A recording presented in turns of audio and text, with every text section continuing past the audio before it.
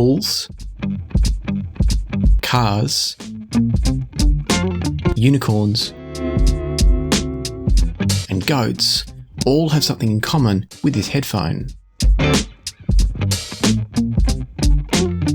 They've all got horns.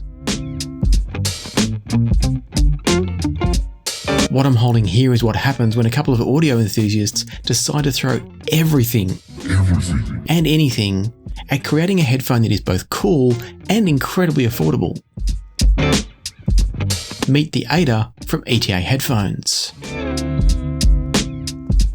The Ada comes to us with a 40mm biocellulose diaphragm. That's the bit that actually moves the air, the speaker itself inside the headphones. And they've got an impedance of 16 ohms and a sensitivity of 97 decibels per milliwatt, meaning they're very easy to drive from anything and everything. And the best thing of all is they come in with a price tag of just $349 US. You might be saying to yourself that that's not that affordable in a world where we've got $80 and $100 US headphones, but I guarantee you that none of those are going to sound quite like these. And before I get to telling you about how they do sound, let's talk about how we got here, because the journey to design the ETA Ada was hardly a direct one. Back in 2023, the team over at ETA started exploring their options to produce a headphone with a compact dynamic driver. The reason they wanted to do this is that compact drivers tend to move in a more pistonic way, meaning that they move much more linearly and are less inclined to have issues with cone breakup, extra distortion. They just tend to have a cleaner delivery of the sound wave to your ears. And so the folks over at ETA started getting their hands on drivers between 25mm and 46mm, so all pretty small, and they tried a whole bunch of prototypes on their way to the Ada design. In addition to landing on the 40mm biocellulose cone that's in the Ada, they also ended up with a driver that's got a stiffer surround than some of their previous models. That's going to again help with that pistonic motion, help keeping things tight and clean, and they also used a super strong NE52 magnet for the motor system. The motor is just a term that's used to describe the combination of the magnet and the voice coil that makes the actual driver move when the musical signal comes through it. And so to this point, there's nothing that unique about the Ada. It's a headphone with a dynamic driver in it. But this is where we get to the most unique feature of the Ada, and the reason it's similar to bulls, goats, and unicorns and cars, and that's because at the back here, it's got a horn. So not like a horn on a normal speaker where the horn is between the driver and your ears. As you can see, the driver here is connecting almost directly to your ear. The horn in the case of the Ada goes on the back of the driver. And so what it's going to do is actually control the airflow off the back of the driver and therefore produce a sense of almost an air spring behind the driver controlling its motion. This is a design approach that is also used sometimes in speakers. It's not unheard of, but it's less common or at least less seen than having drivers between your ears and the speaker. And so as I said, by having the horn behind the driver, it creates a massive air that the driver has to push against, and that air becomes like a spring controlling and tightening the movement of the driver. And so let's talk about what that does for the sound of the headphone. The first and most obvious thing, I think at least, when you put on a pair of Adas is they're so transparent and crisp. These have a sound that is tight, it's taut. In the words of ETA on their website, there's an immediacy to the sound, and I totally agree. The sense of articulation that you get from these is so good that while I was listening to them, I also went over behind me and grabbed my pair of ZMF or ZMF Verite open headphones and compared the two, only to find that in terms of articulation and speed and control, I think the two of them are right on the same level. Now that's not to say that the $350 odd Adas are as good as the $2,500 Verites, but in that one area of that sense of control, tightness, speed, and immediacy, they're absolutely neck and neck. And we'll come back around to that later because that is really, for me, the key with the Adas. That's what makes them a bit special despite a very affordable price tag compared to their performance. But you probably want to know about some of the other sound characteristics, so let's talk about those too. If we start thinking tonality, these are very much a mid-range focused headphone. They're going to direct your attention to the vocals, the instruments, and that could partly be a deliberate choice from ETA, but it could also be a side effect of the driver size and the rear horn loading system, because having that mass behind the driver is going to prevent it moving as freely at certain frequencies. So that could be part of it, but it's a lovely side effect if that's what it is. And if it's a deliberate tuning choice, it's a great tuning choice. I'm a self-confessed fan of a bit more bass, but I never miss it in the case of the Adas. The music is so enjoyable and the mid-range so engaging that I haven't once wished for more bass while listening to the Adas. There's no doubt they're a coloured headphone with character, with mid-range emphasis, but at the same time, it's beautifully done so you don't feel like you're listening to a tonally unbalanced headphone.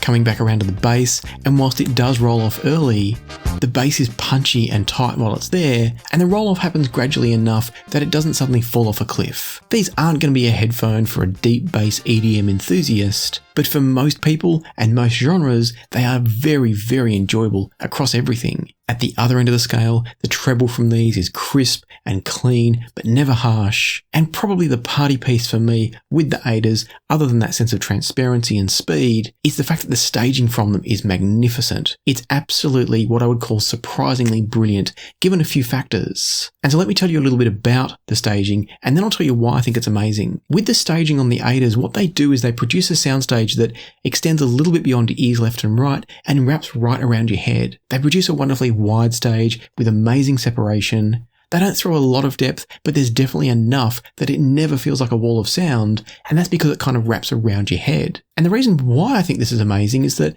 normally great staging comes from having things like angled pads, having more distance between the ears and the drivers themselves. But as you'll see, if I put these on, these just go straight on your ears. The driver itself is pretty much touching the ear, albeit there's a small amount of foam between my ears and the driver's, but the gap is less than a centimetre, and yet the staging from these is like you've got a big, chunky angled pad pushing the driver's back and forward of the ear. So I don't know how they've done that, but the results are brilliant. So I'm sitting here raving to you about a $350 headphone. That, by the way, we should cover this now because it will be the elephant in some of your rooms. It's not the best build quality in the world. And what I mean by that is the cups themselves are 3D printed. I don't have an issue with that. I think they look kind of cool, kind of funky. They've got a nice sort of textured rough feel to them. Not rough in a sandpaper way, but just in an unpolished way, as in they haven't been polished to a shiny finish. I really like the texture of them. I like the look and the feel. What I know some of you won't like is the headband. Some of you will think I'm holding an old pair of Sony monitors right now, the sort that were around in the 80s. And that is exactly the kind of headband we're talking about here. When I reviewed the ETA O2 a little while back, it's using the exact same headband, and I know that ETA are working on a better headband, and that's going to be a welcome addition to these and the O2s. So for now, some of you are going to balk at the fact that they're charging $350 and giving you a headband like this. On the other hand, what I would say is that they're an incredibly light headphone, so the headband kind of doesn't matter. Once it's on your head, it adjusts enough to give you the fit you need. It folds up nice and small so you can carry them around, and they're comfortable enough because they weigh so little. So I really don't think there's any need to complain, but I do understand for those of you that feel like you're not getting value for money at $350. Personally, once I put them on, I'm only thinking about the sound, but I'll leave that decision up to you. And by the way, while we're talking about accessories and value for money and stuff, you get a basic cable, you get a basic little carry pouch with these, and that's pretty much it. Don't expect a headphone like this to have the same level of accessories as something from a Sony, Audio-Technica, Sennheiser, any of those big guns. This is a small company run by enthusiasts making headphones for other enthusiasts. It's a different kettle of fish, and you need to go into buying a set of these if you do with that expectation. And so if you are thinking about buying a pair of these, and you've heard me sit here and rave about how good they are, you might start wondering if this is just me having new toy syndrome. Maybe they're not really that good, and it's just been a while since I picked up a competitor at this level. So to put your mind at ease and help you make your decision if you're thinking about the Ada, let's talk about a couple of really strong competitors.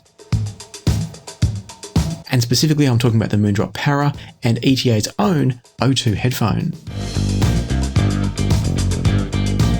The Moondrop Para here is a $299 planar magnetic headphone. It's open back, it's a full over-ear design instead of the on-ear of the Ada, and as you can see, it's quite nicely built. In terms of build quality and in terms of fit, feel and finish, there's no contest between the Para and the Ada. At $299, you're getting amazing value for money here. But if you're just interested in it from a sound quality point of view, things get a little bit more nuanced. The first thing to be aware of is that if you're going to plug in the Para, be prepared to turn the volume up a fair bit more. These are not easy to drive. Once you have got these on your head, the other thing you're going to notice is that the Paras are the more comfortable headphone. They do feel a bit more comfortable on the head because they're an over-ear rather than an on-ear, and as we get into the sound quality, both headphones have their own arguments for which one's better.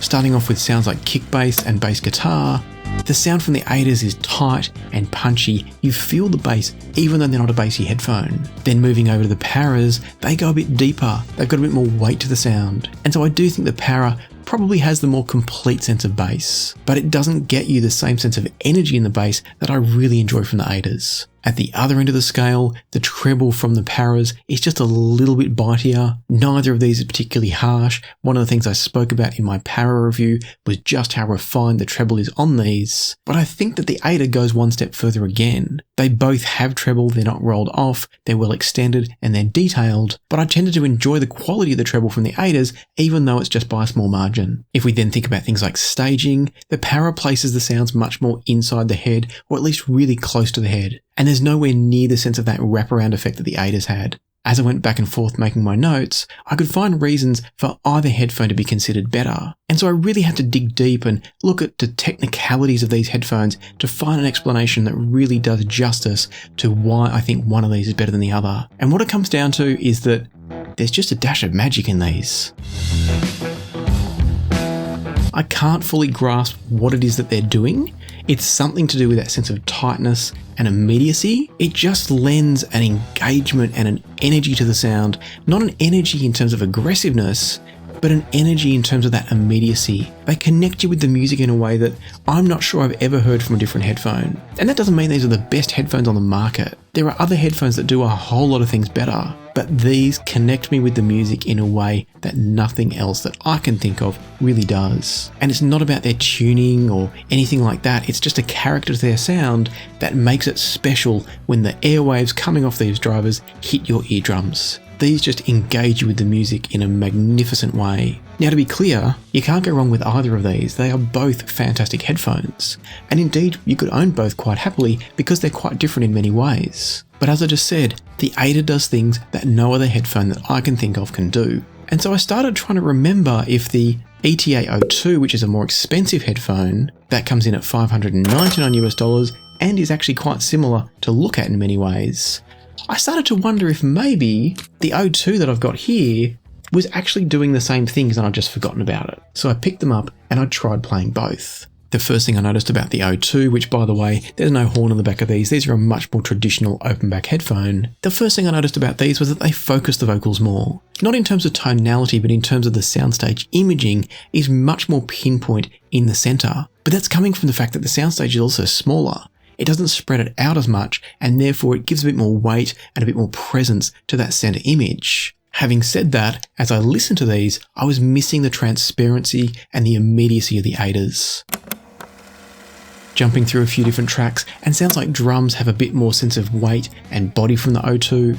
They're probably a bit more tonally accurate in that regard. And the O2 sounds kind of more mature, but it's also not the word I want. Calling the O2 mature makes the Ada sound immature or unfinished or incomplete, and they're totally not. It's just probably a more safe, conservative, natural, normal sound from the O2.